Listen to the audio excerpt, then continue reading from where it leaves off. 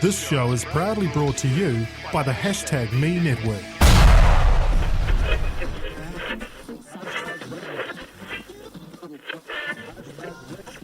And now, join us as we go behind the closed doors. We will talk to the people behind the digital smiles, the people who make it happen. You are listening to the #Radio NZ Insider Series.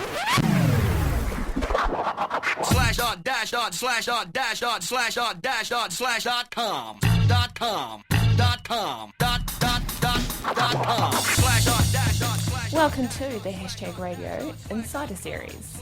If you haven't checked out any previous episodes before we jump into this one, make sure you do. They're available on iTunes, Audio Boom, Spreaker, Stitcher Radio, and you can find all those links on #me.co.nz because we've had some amazing interviews for our previous two shows. On this week's episode, it's Laura Butler, who is a distinguished engineer for Microsoft. Yeah, and this was one of the coolest interviews I did while I was at Microsoft Ignite, and you were gutted because you really wanted to talk to her yourself. Yeah, I was. Yeah. And I did. Yeah. Want to.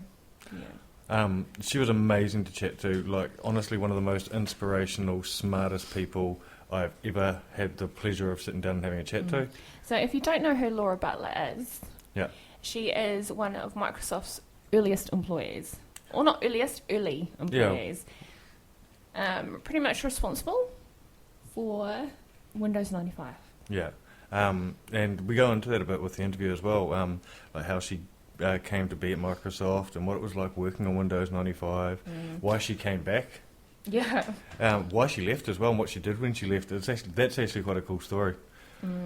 Like I said, ridiculously smart woman. You did see a keynote, didn't you? Yes. Yeah. Yeah. And she, yeah, like I said, really cool. I think when I came back from Ignite, it was her and her protege, Catherine, who was a Kiwi. Oh, that was the other one I wanted to meet. Yeah. They were probably the two I talked about the most, how they were just so inspirational to me, their whole story. Yeah.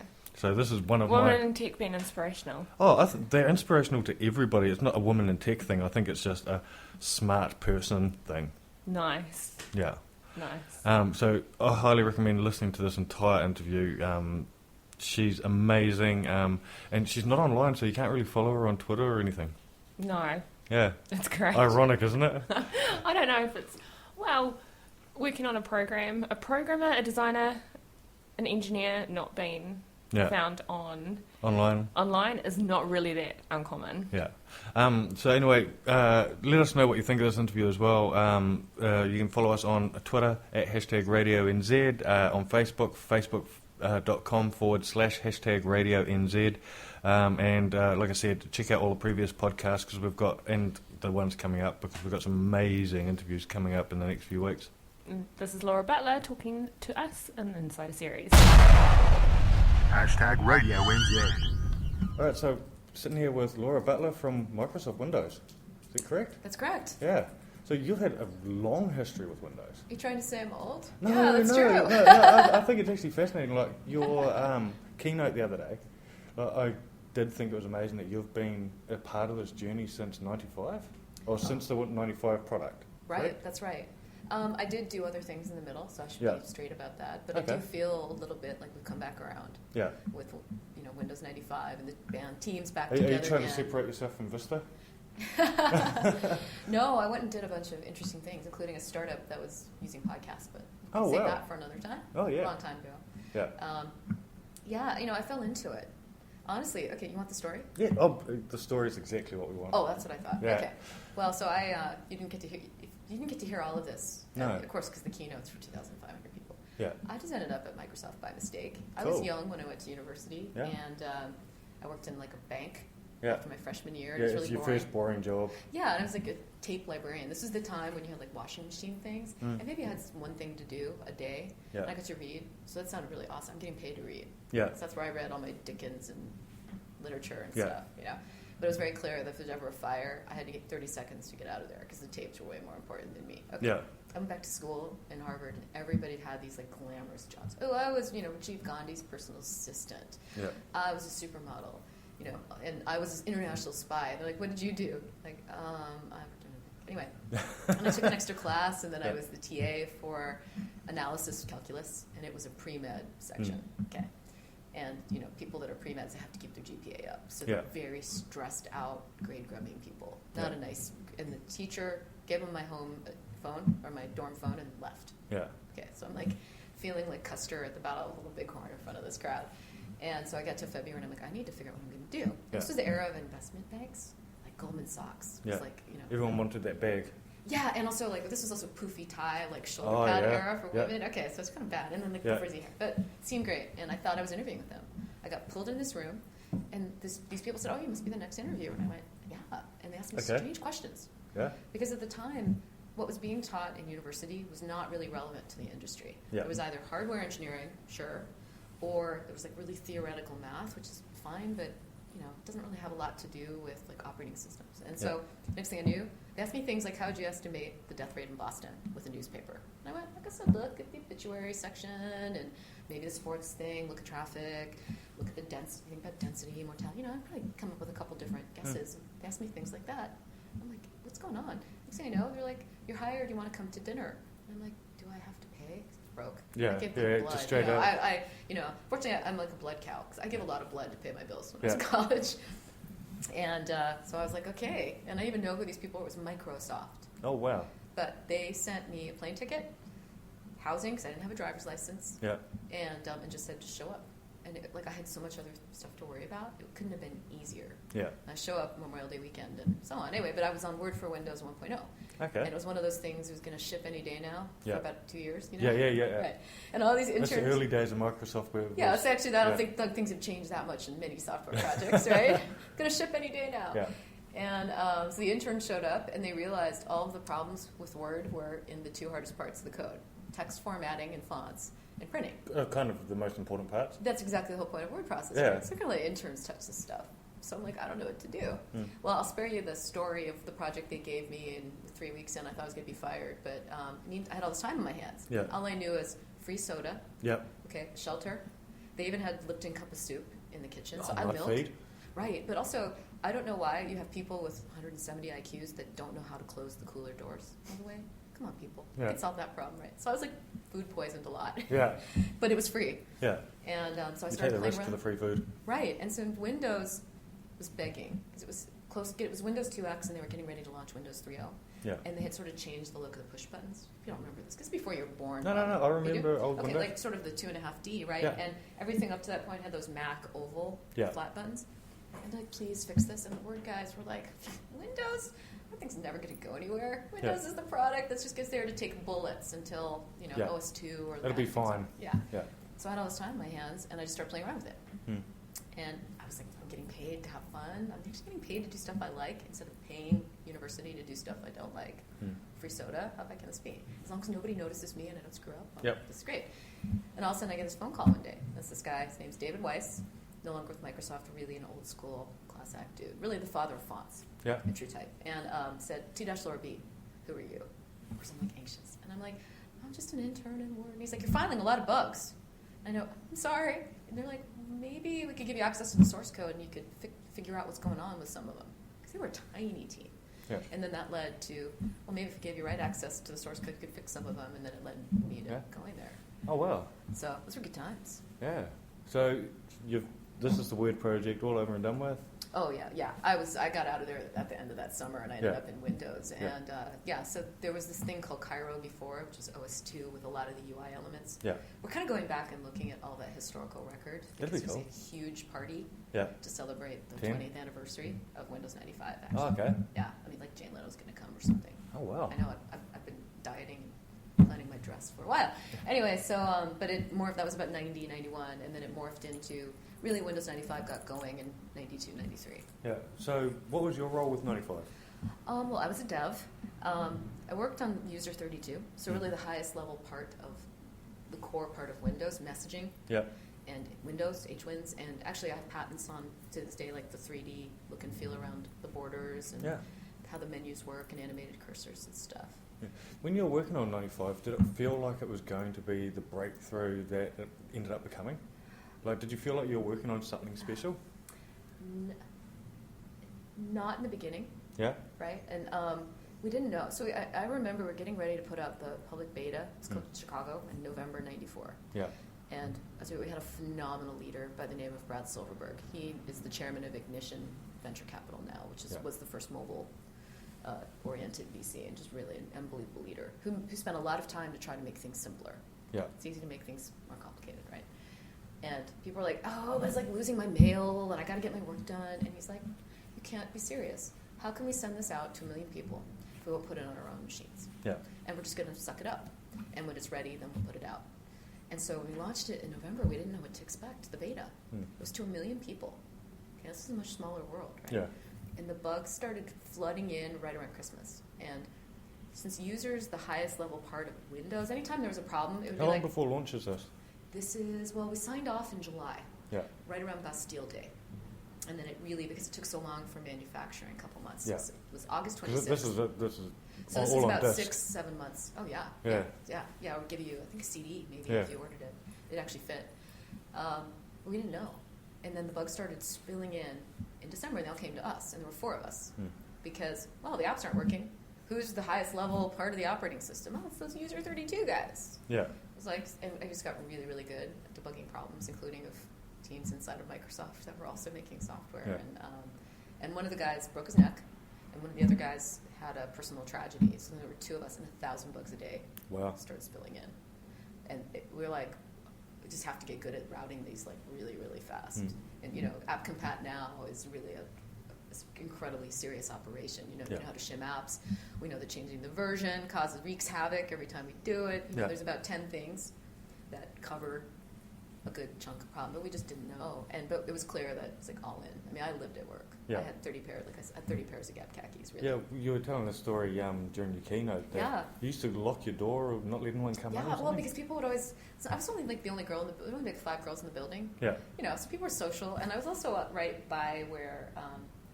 So this was a time there were 6 buildings at Microsoft at this point. Yeah. There's a whole lot more now, and there was like the apps building, and there was like the networking building. I was on the building that was right near where all the marketing folks were, and I had all the Star Trek stuff. Yeah. So anytime they had journalists, it was like Newsweek Japan, come take a photo. Yeah. My mom still has this magazine. I look like, Yeah. an anime character with my phaser. So people just always. Oh, and also I had the coolest dev machine. I had a compact 386, okay, Yeah. with a meg of RAM. A meg. A whole whole meg. meg, I know. And it had a 486 board, so I even had flaky floating point. Yeah. And floating point's not the most reliable thing. Still kind of isn't. Yeah. There's still numbers that somehow do weird stuff. It's approximation. People wanted, and it was a WVGA screen. People wanted to touch it. Yeah. They're like a car. They're like, oh, can I come touch it? I'm like, I got 1,000 bucks coming in a day. Yeah. I'm like, please don't make me be mean. Like, I'm going to turn my back on you. And still, nerds. It's like, blah, blah, Yeah. blah, blah, blah, blah. I'm like, get out. Yeah. I don't want to talk to you. Just let me do my thing. Yeah. So I asked people to try to schedule. And I'm not going to go look at calendar. Because I got, my kernel debugger up. Like, I don't have mail. Yeah. So send little notes under the door. And Yeah. So you actually did do the whole put me notes under the door thing. oh, heck yeah. Yeah. Yeah. Seemed reasonable. Is this where Messenger came in?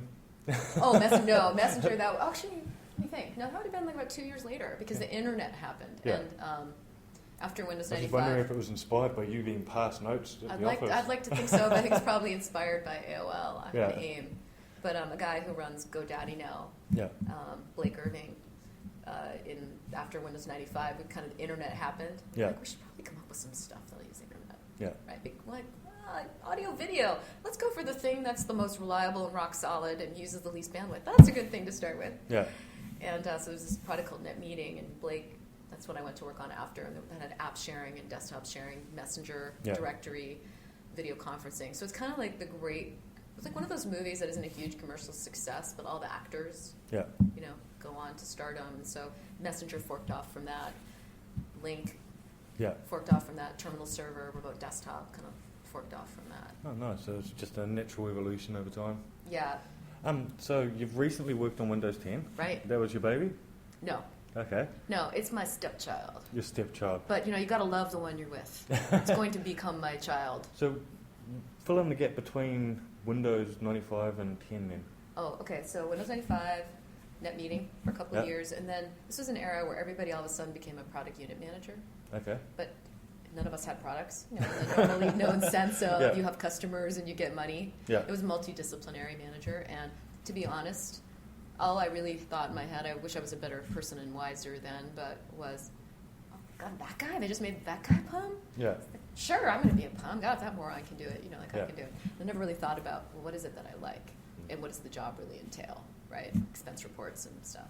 Yeah. And then it all became that this fun stuff. Yeah, all that fun, non-fun stuff. And then this was a time where really all of a sudden the .coms showed up, and we're all fighting for the same limited pool of really smart people. And you know, we have like 8, 7. I mean, we didn't have a plan for growth. You know, like Windows 95 happened, and like it just like we doubled in size in a year, right? And most companies die of indigestion, and starvation, as I think Bill Hewlett said in his HP Way book. And so it just, because we were always like the counterculture guys, and IBM was like the man. Those are the people. Oh God, you have to wear a tie to go work for it. We're not going to be like them. We're going to be people with juggler hats on wobble boards, you know, with flaming torches. It seems like every company in Silicon Valley wants to be that, though. Right, and then all of a sudden you look yourself in the mirror and you realize, no spring chicken no more. Right? But because we sort of confused being organized with bureaucracy. Yeah. So we weren't organized. And then the company just exploded. And it was fine. We were growing lots, you know. And then all of a sudden we had like 8 versions of things, and we can't hire enough people. Yeah. Right? So then there was this consolidation period. And it was really the right thing to do.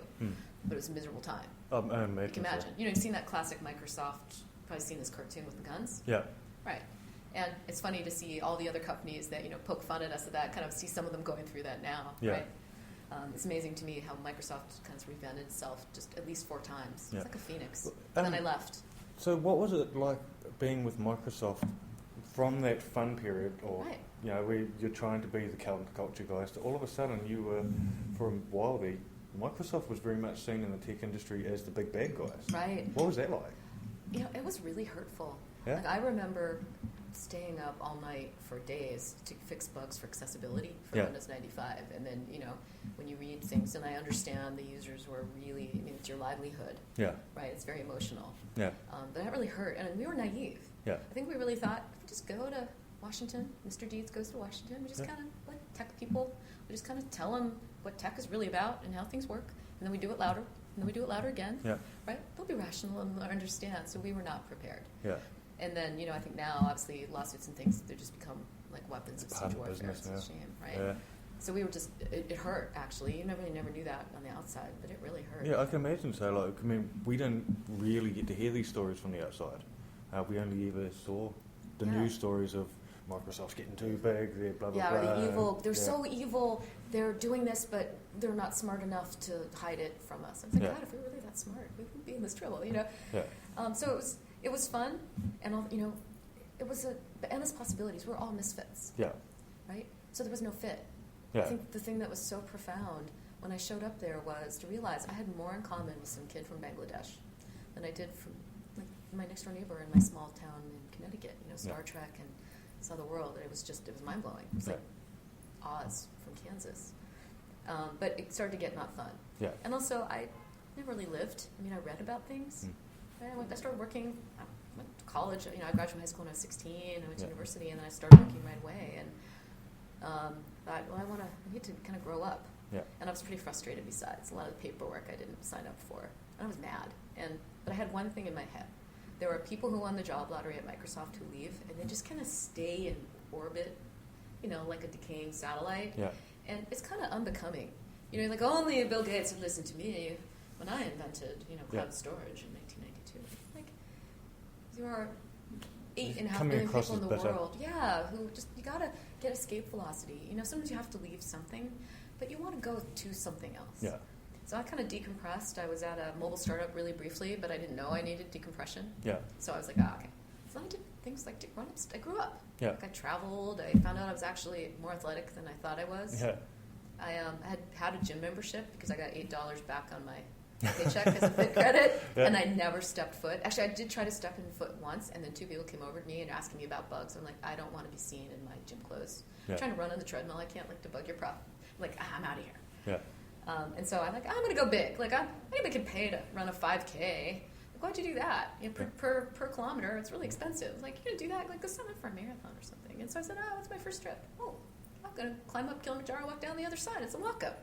So I call them. Yeah, well, I call them, they took my money, and then they decided to check, so what's your fitness background. I'm like, what are you talking about? Well, what's your workout regime? Just take my money. And I went, I walked to the grocery store around the corner, like, what are you talking about? And they were like, they didn't want to give me the money back because they booked the trip. They're like, you need to get a personal trainer.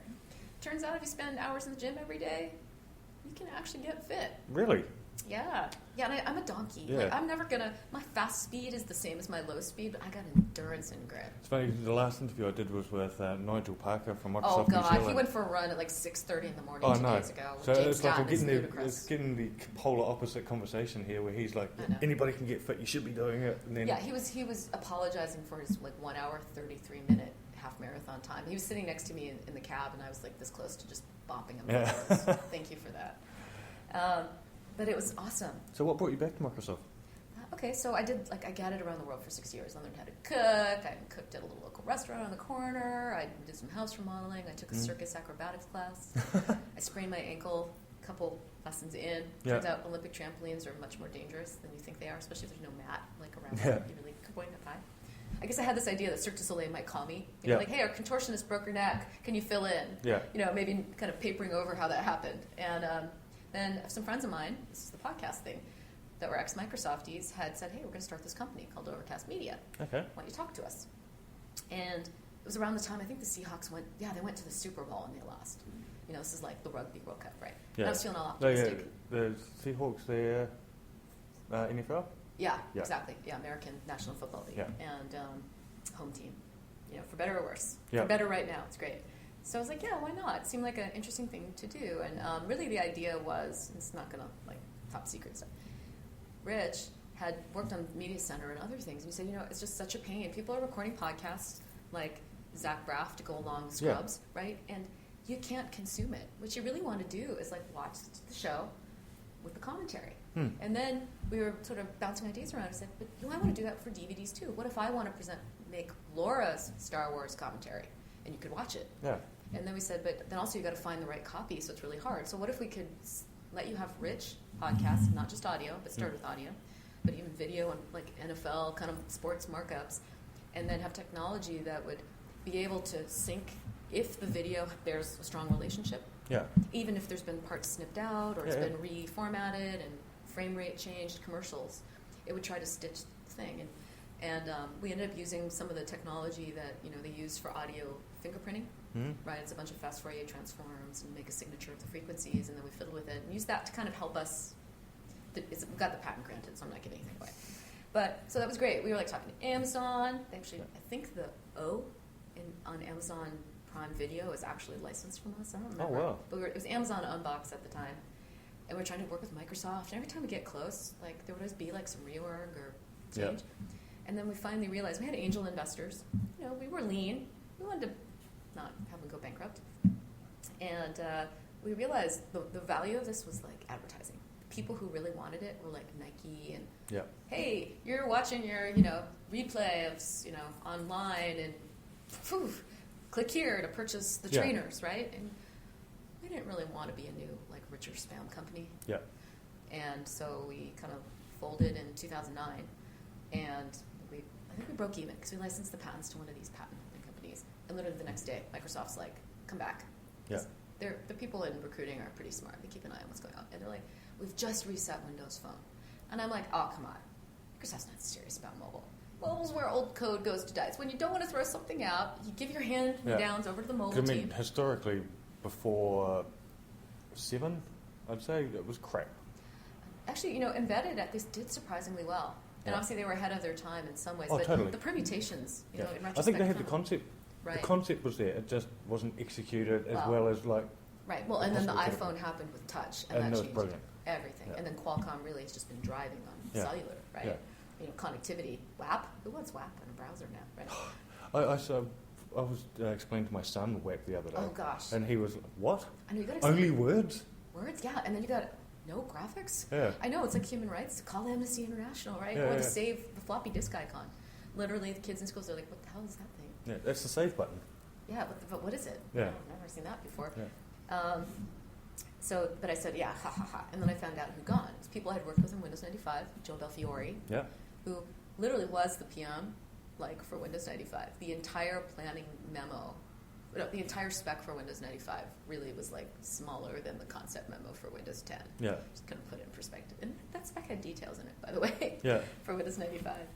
And I started talking to people, and I was like, no. But I was in an event, the adventure travel kind of changed how I looked at things. Yeah. Like, this is going to be an adventure. If I sign on to something specific, I'm probably going to be sorry. Yeah. That turned out to be wise, because what I signed on to do, this is hilarious, we had gone OpenGL route for graphics, because that was just with the industry. Yeah. The problem is twofold. The OpenGL Kronos consortium is not going to bend over for anything that Microsoft wants, for kind of obvious reasons, and we have zero ability to perf tune it. Yeah. Right? And it's something that does emulation if the hardware capabilities are not there. D3D is different, right? It's a pass-through as much as possible to hardware resources. With some, and then it just, the hardware GPU tells you what capability set it does, but it's really trying to just virtualize the hardware and then get you, game as opposed to Autodesk. Yep.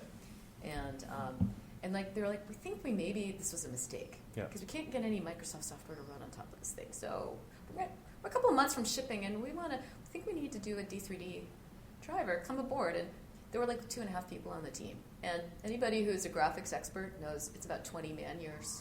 Yeah. Maybe 10 women years, but still outside of the resources of the team, right? Yeah. And I figured, I know what it is. They know they need to do it. They don't know who to trust. I don't know what the heck I should do, but I know who to go beg. Yeah. This is a technical fellow at Microsoft by the name of Andrew Goosen. Super genius guy. Yeah. I mean, and the nicest man you'll ever meet. He was involved in a lot of the Xbox graphics stuff, pics, which is, anyway, super genius, smart guy. Yeah. He'll apologize, if he bumps into you in the hallway. Just really nice person. And I was like, I'm just going to cry outside your office until, can you please help us? I'm just going to throw, puppy dog eyes. And it worked out. But my job changed, like within a week. You're like, I'll pass notes under your door. Yeah, please. I'll bring cookies whatever it takes, man. Yeah. And then, like maybe a couple weeks in, my manager had an emergency leave. And then like my boss, Henry Sanders, who's the CVP of core development for Windows, said, hey, Laura, maybe you managed a bigger team before. Like, you could probably be the dev manager for the shell team in your spare time. And so what they had done for phone was they were really trying to get the verticals really good because we didn't know how the tech. So is this 7 or? Windows Phone 7. Yeah. That's exactly right. So 2009. Yeah. So shell was everything from start, and the goal was get that buttery smooth, just absolutely beautiful, and animations work really closely with design, work with graphics and rendering, and the controls that were built in all the way down to the the hardware GPU. And then they had done entertainment for multimedia. Yeah.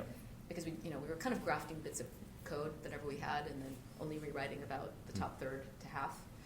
And I was like, you can do that in your spare time. And I was like, okay, this is going to work as a partnership. Like, you can't treat me like I'm that stupid. You and I both know I'm the dev manager of a 45-person team. Yeah. Okay, which is trying to ship whenever we're ready. And we have a lot to do. And the phone's not working, and it's new hardware, like the new chassis, but it's really old chipset. Yeah. So old chipset, it's great. It's debugged. Bad, nobody wants to fix any bugs that are still in it. Qualcomm's moved on, right? Yeah. And I'm like, if we're going to do this, like, let's be honest about it. And we had a little negotiation back and forth. I had kind of things in my back pocket I wanted. So my negotiating, here's what I asked for to negotiate. I said, I have 2 demands. Or, like, I didn't have to come back here. I interviewed with Google, man. Like, I don't need this nonsense. Like, don't lie to me. I have 2 demands. Number 1, I want a snack cart. And I want a really nice butcher block rolling cart. Because I am going to put snacks on this thing because your team's spread out. They're crazy busy. They have to go. It takes half an hour to go get food. If you integrated it, you're talking a year extra to the schedule. Yeah. Okay? And this is crazy cheap. Shipping it a year late, really expensive. Okay? And also allow me to kind of wander the halls, like a ice cream truck person, and be like, hi. So you were the tea lady. I was, and I'll tell you what, it turned out to be incredibly helpful. I knew everything that was going on. Everybody could stop by my office and be like, oh, you have snacks, and they'd kind of tell me. And I said, my second demand is you and I have to get straight that I need a real lead for graphics. So we got to go hire ourselves one. I need some headcount. Yeah. And he said yes to both those things. Oh, wow. So it worked out. And then Windows Phone 8, I owned. We sort of separated this way. Yeah. So kind of camera and using the new, the NT kernel. So Windows Phone 7 was CE and actually had some Win95 relics in there. Okay. My favorite one being critical sections or locks, sometimes returned, even when they weren't released. So that was great. Yeah. One of the primary requirements of a lock, like enter critical sections, not supposed to return until the code you're about to call is protected. Yeah. Just sometimes return anyway. We're like, well, that's intriguing. So it was horizontal for Windows Phone 8 because we were partnering with the Windows guys on. Yeah. So you guys worked on. So was it 3 separate products and all working together? So Windows Phone 7 was on its own, and then with Windows Phone 8, it was us collaborating with the Windows 8 team. Yeah. They wanted to get Windows on ARM. We wanted to get stuff like security and revamp our kernel. Yeah. Right? And we liked our UI. Yeah. And so we kind of wanted graft. It was time to overhaul the bottom part. And so we jointly worked. So there were 3 projects. That, Windows 8, and then what was called Mobile Core. Yeah. It was the common core. And now that was sort of the genesis of where we are today with Windows 10. Yeah. And so now we're moving to Windows 10. Yeah. So if you've gone from mobile 8, Right. Windows Phone 8, or I can't remember exactly what you're calling that now. Right. But clearly in 10, the start menu's back, but that has clearly taken style cues from Windows Phone. Sure, absolutely. Well, Yeah. Joe B was actually the head of program management from Phone, Yeah. right? Yeah, so, what was the inspiration of bringing that back as the start? I mean, obviously there was demand for the start button. Right. Well, But I mean, besides the common sense of all the customers, I think, we had a couple years of Phone under our belt, and we knew that people love the live tiles. Yeah. When you're trying to live your life and not go look up stuff, and just to be able to see things like, oh, here's the map directions right there, without me having to, trying to walk and I want to trip on my face. We knew people loved that, and we knew we had perf-tuned it. If it could run on a phone, it can run on a laptop. And it's got a bigger battery and more computation, right? So we felt good about that, and that was Joe's, really the thing Joe brought to the table. But then we just listened to people. Yeah, well, I think the most fascinating thing is, an end user was the Insider program. Oh, good. The Insider program seemed to be an amazing idea. You guys literally just said to the customers, "What do you want? What's not working?" Right. Yeah. So what sort of drove doing that? Historically, Microsoft has sort of seemed like a company that we're going to do everything behind closed doors. When it's ready, you accept that. Yeah, I think looking back on the late '90s, getting a little gun shy with legal things. Yeah. Sometimes there's people you ask for approval or denial, and you sometimes select the person who gives you the answer you want. When you don't want to do something, well, do you think there's risk in this, Mr. Attorney? And I think we got scared, right? And, the world's changing around you, and then you wonder if you learned all these skills aren't relevant anymore, and you kind of start to play defense because you have this amazing business. You look at BlackBerry, who wants to be the guy that drives a multi-billion-dollar business down to the ground, right? So you're defending what you got. But meanwhile, everybody else. And the thing about Phone was there was nothing to defend. No, it was right? Risk and innovation go together. Yeah, I was actually on Windows Phone for 2.5 years, up until 3 months ago. It's the first time I went back to Android. I understand totally. Yeah. I love it. It's hard. Well, thank you for that. I actually for 2 years ran the fast Twitch shipping Windows Phone team. So the 1020 and the 1520. Yeah, see, I started on the 1020 and I went to the 830. Oh, yeah. Yeah. Yeah, the 930 is too bad that didn't really get out the icon. Yeah. And I think, the bigger 1920 by 1020 for screen and quad proc and stuff, and some of the things that you might have seen about Continuum, really started from that. So it was like, okay, got a big screen phone, and it works great. Imagine if it just would go landscape. That should work for a small form factor laptop, 6 inches, 7 inches. I have a question that I've been asked on Twitter since the... I'm going to get in trouble with Gay Ball, but that's okay. You're I've been asked this since the keynote. Yeah. Was the phone he was using the yet to be released? The one that was announced today? Was it announced today? There was some press about it, and a thing called Munchkin. Yes, we can, and a thing called Munchkin. Yes, it was, and in fact, the amount of security to make sure that we did not leave any hardware behind, and it was in a special cradle. Yeah. Was high. Because he quickly flashed that up and said, "Oh, it's on but the phone." It was like those car shows where they obfuscated. It was yes. Okay. So you guys actually got to see. You were the first people in the world outside of a couple of buildings in Redmond to see it, and there's the device called the Munchkin that lets you project your phone. Yeah. Connected because it uses less battery than over the wire. Right. Yeah. So you're going to be able to connect it to monitor and keyboard. Yeah, and if you have a docking station, you can dock your phone. So the 1520 was really helpful on that. And as for the Insider program, well, I think in the 3-year cycles, we wanted to pick our time when it was the right time to sort of talk about Windows because, usually you just kind of end up freaking out. Enterprise professionals are like, I don't understand what you're talking about this, and I'm still on Windows 2000. Yeah. But I think we kind of got into too much tenting, too much privacy, and I understand why. The impact when you don't leak things of then boom, Yeah. right, is high. And if it's already like no big deal, nobody looks at it. But it's also it's a slippery slope. Yeah. Because when you stop asking for feedback and, questions and having a dialogue. And so on phone, we did a single to dev preview program. Yeah.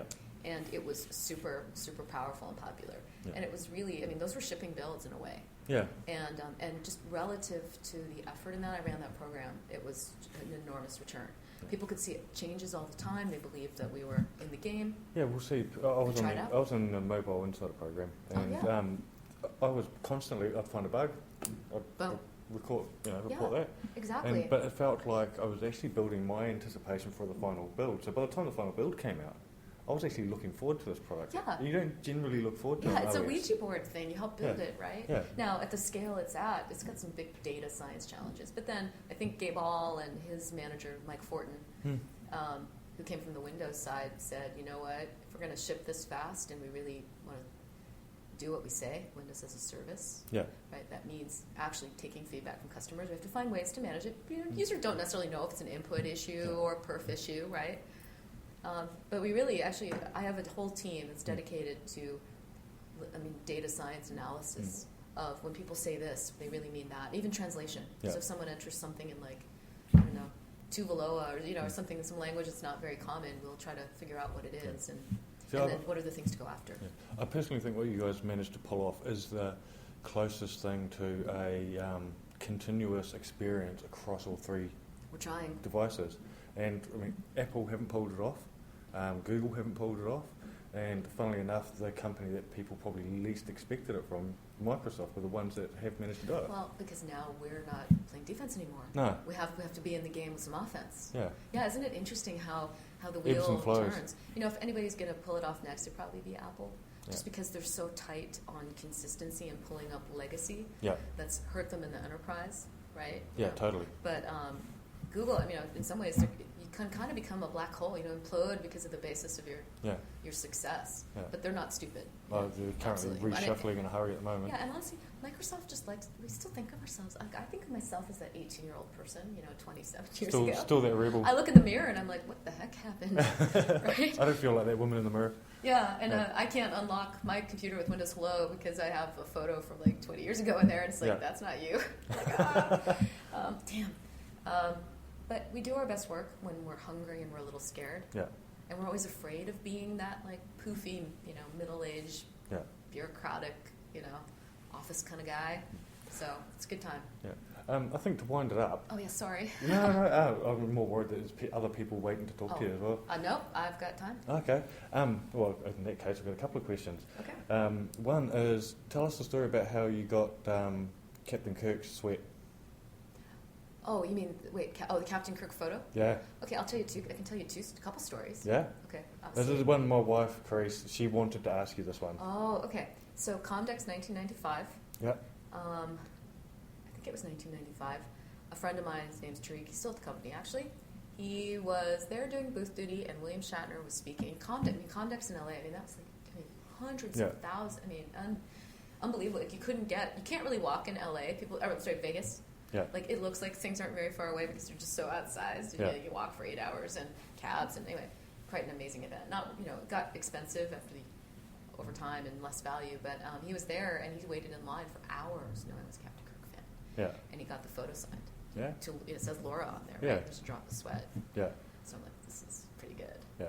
But, Seattle has a lot of ties to Star Trek, actually. Yeah. James Doohan was Scotty. Actually moved to Woodinville, and he passed away a couple of years there. But I believe the Woodinville grocery store probably had the highest milk sales in the entire state. Because everyone's like, yeah, I think I need a half gallon of milk. I'm going to go drive 20 miles over, On the off chance. Yeah, so I might see Scotty. Yeah. George Takei, Sulu. Yeah. His amazing social media presence. Oh, what a great guy. Yeah. He's in Seattle a lot because I think it's his niece is a Kemi Takei, and she used to be a newscaster. Yeah. She lives in my neighborhood. I've seen her a couple times with her stroller, although I guess those kids are in school now. And then the third one is, actually I have two more stories. Okay, sorry. There was this musical show called Star Trek. Yeah. And it was sort of a parody. And they would have a trivia contest in the middle. And so of course I go, and I'm like, when you're young, you're like, yeah, another free t-shirt. Have a whole warehouse of them. And I was like, oh, who stabbed Captain Picard in the heart? Be like, oh, the Nausicaans, please call me. And they're like, somebody else. And then they had music, like, instead of Enterprise, it was like, Enterprise, big and white. Anyway, it was really hilarious. So it was the evil Starbuckians were going to get the Federation addicted to Javia. Okay. Paramount decided to file a injunction lawsuit on this tiny little improv comedy, okay. And it made this huge news, so their ticket sales went through the roof. Yeah. And then William Shatner and Leonard Nimoy kind of came out in support of it and said, just back down, Paramount. Yeah. Okay. And then my final Star Trek story. I do own a uniform. It's not a costume, just want that clear. Okay. Costume is what you wear on Halloween. Yeah. Uniform is serious. Yep. I do wear it at least once a year. It's Uhura. The problem is the dry cleaner keeps shrinking it. Yeah. I don't know what's going on with those guys, but it keeps getting smaller. And but the last one is when Steve Sinofsky used to run the Office business. He's now media presence with, I think, Mark Andreessen and Twitter storm guy. He was Bill Gates' technical assistant for a while. And when he left, they got Bill this model of the Starship Enterprise, C-1701, from the Franklin Mid. Okay, it's kind of cheesy. I've seen that, yeah. Oh, yeah, okay. And it had two major problems with it. So it was supposed to say, to Captain Bill, lead us into the next millennium or something. And they got a typo, so it was Captain Bill. All right, they know this is for Bill Gates. I think they might have, done a little proofreading. Yeah. And then whoever put it together did not really understand torque because the saucer section was like solid lead and heavy. Yeah. Okay. And they put the strut here. Yeah. Okay. So instantly the center of balance is all completely and off. within like a couple days it ended up in the trash. And I can only posit the language that was used. So my friend rescued it. Yeah. And unfortunately, I think I've got some pieces of that disc still because like the warp engines kind of fell off and stuff. But I have the little, and it's the shape of a Star Trek badge. So I'm going to auction that off on eBay. Yeah, man. Yeah, for my retirement plan. Captain Bill. That's awesome. And the final thing I did want to ask you about was there was a book with a character based on you. I believe so. Yeah. And I believe so because there were only like 3 women in the building. Yeah. And there was a guy about a couple doors down. What was the book? Microsurfs. I personally haven't read it, so. It's actually a pretty good, relevant read. If you like the show Silicon Valley. Yeah, love it. It's hilarious. Okay, as an aside, I have actually been to a product launch where Kid Rock was there. Yeah? And everybody tried to get close, and all these bounced, like, huge bouncers. Like, you are not to get within 50 feet of the rock and make eye contact. Just like that opening. Was it seriously that for weird? real? It was. I swear. I was like, oh my god, he's got good intel in that show. Yeah. And Hooli, I mean, that's just hilarious. When I heard about the alphabet thing, I totally thought it was a Silicon Valley prank.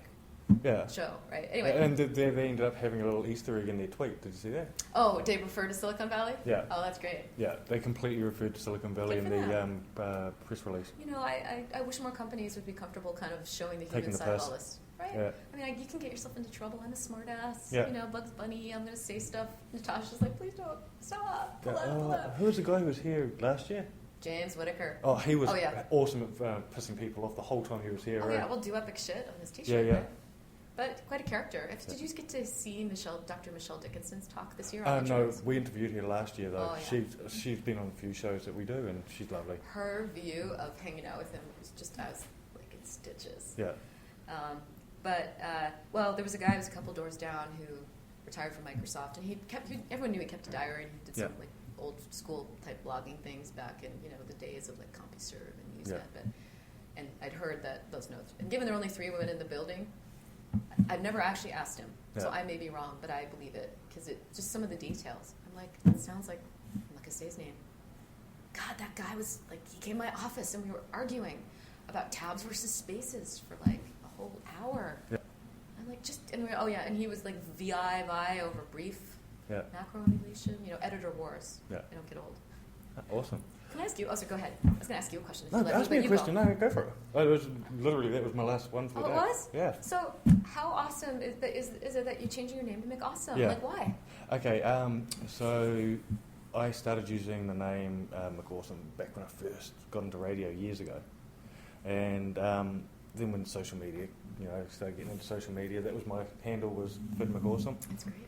And I've just constantly used it. I became more known for my online handle than my real name. Nobody actually calls me in real life by my real name, so you can change it legally. It's cool. I mean, it's a great name. Yeah. And it's a personal brand. Yeah, it's a brand, and it kind of tells you what your values are, right? Yeah. Yeah, unfortunately, we often go by our email names. So, like, Laura Boo, or now I'm Laura Butler. I was Laura Boo in the first tour at Microsoft. Yeah. So now I'm back. So there's some woman who's got the email named Laura Boo, and she's a Midwest. Laura Burke, shout out to you. She's I think a sales manager in the Midwest. So every once in a while, I get mail for her, and she gets mail for me, and it's almost like that transporter episode on Star Trek, where you get to live a different life in a different universe. You know, I didn't know that Minneapolis was such a party town. It's been an awesome conversation. Oh, same here. I'm sorry I talk so much. Oh no, it's awesome. Yeah. Thanks for your time. Oh, my pleasure. Anytime. Yeah, and again, my love to Carrie's. Yeah, and can people find you on social media or anything? I tried not to because, I'm on LinkedIn. This is a common trend with people I've spoken to this week. Well, it's, part of it is honest. I am sandboxed on some projects. I have to be kind of careful. Just stop yourself from saying too much. Yeah, because I take integrity and intellectual property pretty seriously. Yeah. Like attribution, something that Harvard actually did drill into me. It Yeah. didn't drill a lot, but because I've had moments where I feel like someone took credit for my idea and it feels crappy. Yeah. So I really try hard not to do that. Yeah. And I'm a dev. They don't like to let us. Gay ball is sanctioned. I've never been through media training. That's why they don't let us talk to you guys often. Like, what do you think about that code? I'll be like, oh, that's a piece of crap. I have no idea how many kernel crashes are in that goddamn thing. What did they test it at all? Not so good. Yeah. So I can't help myself. So. Awesome. Oh, thank you so much. Such a pleasure. Nice to meet you. Awesome. Mick, awesome. #me.co.nz